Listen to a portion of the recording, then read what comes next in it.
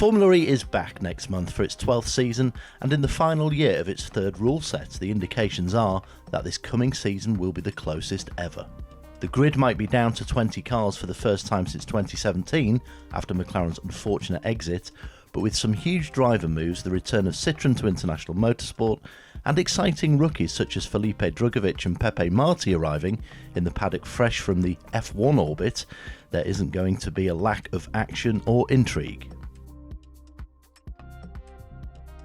The 4-day test back at Valencia after last year's devastating floods caused a last-minute switch to Jarama offered 6 sessions of 3 hours each, including the traditional mock race on the Tuesday afternoon. That simulation early in the test gave the FIA and race control an opportunity to iron out any sporting or technical bugs and questions. They took that opportunity and ran with it, as a red flag was thrown during the pit boost period when some cars were on track and some were entering and leaving the pits. This complex scenario played out to simulate how the race director would redraw the grid for the restart, and it gave the FIA an opportunity to answer some awkward questions on how it would review such a scenario in a real-life situation.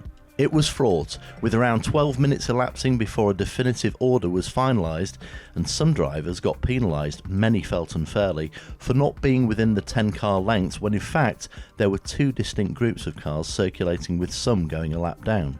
A rare pack-up simulation was also carried out, and at the end of it all, Eduardo Mortara's Mahindra crossed the finishing line first, although was one of several penalised cars, meaning that Nico Müller took the notional race win in his first outing as a factory driver for the Porsche team.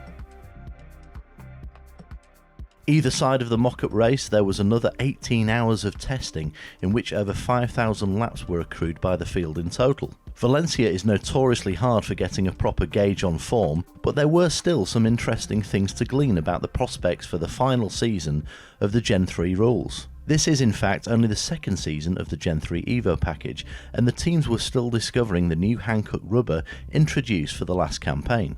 Assembling any detailed hierarchy is often impossible at Formula E tests, but what can be said is that on both 300 and 350 kilowatt power, Nissan, Porsche and Mahindra appeared to be forming a top tier. But overall it was ultra close, with just 0.8 seconds covering the entire grid and just over 1/10 of a second separating the top 6 overall. Edo Mortara took the fastest lap bragging rights with a 1 minute 21.493 second lap, which was set on Wednesday morning.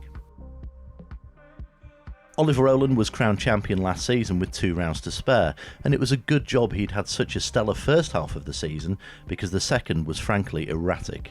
But despite the paucity of points in those final races, Nissan didn't panic and executed a thorough debrief, which also included a concerted recruitment drive. Nissan's test was actually hard to read until the final day, as it ran a variety of programs that deliberately didn't generate any headlines. But in the final session, Rowland and teammate Norman Nato smashed in several quick laps and ended up 2nd and 4th overall respectively. Nissan will undoubtedly be challengers again, with a big expectation now that Nato can contribute much more to its points tally after a difficult 2025 season. Only 2 seasons ago, Mahindra was a fading team and a key candidate for Formula E's wooden spoon position. That they have not only pulled themselves out of that nadir, but are now considered a serious threat for a title challenge, means that huge kudos should be offered in their direction. Nick de Vries and Edo Mortara had a very strong test indeed, with the latter heading 2 sessions and each driver proving to be quick in both power bands. Formula E's OG manufacturer last won a race at London XL with Alex Lynn over 4 years ago now. That yawning chasm of a wait will surely be ended sooner rather than later as the team continues its upward trajectory. Last season's driver market was one of the more insane and undulating in Formula E's history. It wasn't completed until October in its entirety, and there were several big moves that rocked the paddock. The biggest was actually done early, as Nick Cassidy gave up a comfortable position at Jaguar to head to Stellantis, where he bagged a double programme with Citroën in Formula E and Peugeot in the World Endurance Championship. The Kiwi had a solid start to his new challenge, as Citroën, who replaced the outgoing Maserati brand, ran through several bespoke programmes in Valencia. Cassidy ended up with the 9th quickest time, while teammate Jean-Eric Vergne was 17th after losing most of Thursday's second session with a spec FPK problem. Replacing Cassidy is former BMW DS and Porsche ace Antonio Felix da Costa. A bruising, although moderately successful stint at Porsche was ended in August, and the 2020 champion put pen to paper at Jaguar shortly thereafter. The transition is unlikely to be as smooth as when Cassidy joined Jaguar from its customer Envision team in 2023, but da Costa is expected to be nibbling at teammate Mitch Evans, a Jaguar driver for a decade now, after the first few races at least.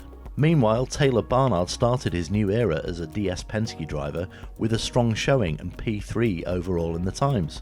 The 21-year-old boy wonder, who wowed at McLaren in his first full season, has a big challenge on his hands in what will be a very different working environment compared to his previous team. Although Cupraquiro's Pepe Marti is the only true rookie heading into this season, Felipe Drugovich and Joel Eriksson get a free pass here as they've started just 2 and 9 Formula E races respectively so far. Marti, who had just a brief sim session prior to Valencia, was the standout performer as he got to within 0.017 seconds of highly rated teammate and 2025 Jakarta Ypres winner Dan Ticktum. Long-time Aston Martin F1 reserve and 2022 F2 champion Drugovich is the highest profile rookie for some time, and his deal to race for Andretti was concluded relatively late. That meant a brief shakedown at Mallory Park was his only preparation, ahead of Valencia, and as expected he was methodical in getting to grips with the Porsche-powered Gen 3 Evo. A lap just 0.2 seconds off teammate Jake Dennis was a decent showing, but much more should be forthcoming once Drugovich gets a few races under his belt. Ericsson brought up the rear of the field overall, but is said by Envision team bosses to have settled in well after moving to the team as a Jaguar reserve driver to become Sebastian Buemi's teammate recently. Chloe Chambers topped the times in the second annual all-women's test held on Friday. Driving for Mahindra, Chambers stopped the clocks with a 1 23.584 second lap in the morning session before improving by almost 1.2 seconds in the afternoon running, on a best of 1 22.767. That peak lap of the day was just 0.4 seconds off the 1 22.318 set by Joel Eriksson, the slowest of the regular test laps from earlier in the week. The overall pace of the women in Valencia was much closer compared to last season's Jarama test, where Abby Pulling's time then was 3.4 seconds off the men's pace. Others to impress included Juju Noda at Jaguar, with the Super Formula driver ending up 9th. Two drivers who were racing outside of single-seaters this year that attended the test too were Lindsay Brewer and Janina Schall, who took part for DS Penske and Porsche respectively. Each played themselves in well and improved as the test went on.